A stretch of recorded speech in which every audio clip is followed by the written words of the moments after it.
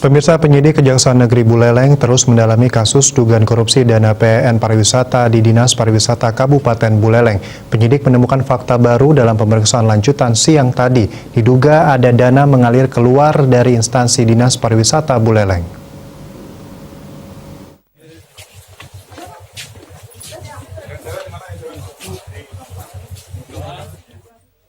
Setelah menetapkan dan menahan ke-8 tersangka kasus dugaan korupsi dana PEN pariwisata, tim penyidik Kejaksaan terus mendalami dan akan kembali memeriksa saksi-saksi tambahan.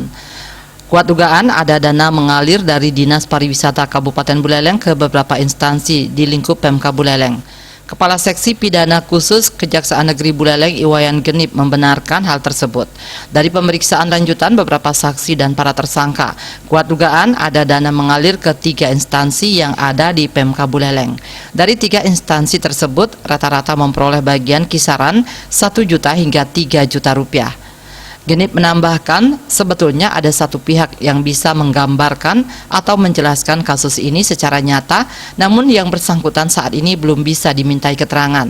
Sementara itu, terkait penambahan tersangka baru, Genip tidak memungkiri, tergantung hasil pemeriksaan lanjutan nantinya. Yang kita dapatkan berdasarkan transaksi itu, ada dana keluar ke 3 instansi yang besarannya antara 1 sampai 3 juta.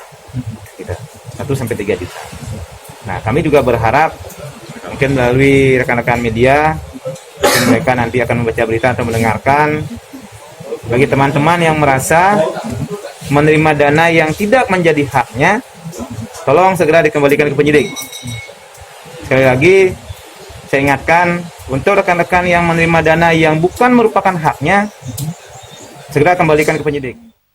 Pihak Kejaksaan berharap bagi instansi maupun perseorangan yang menerima bagian dari korupsi dana PEN ini segera mengembalikan ke penyidik Kejaksaan untuk dikembalikan ke kas negara. Komang Yuda, Bali TV.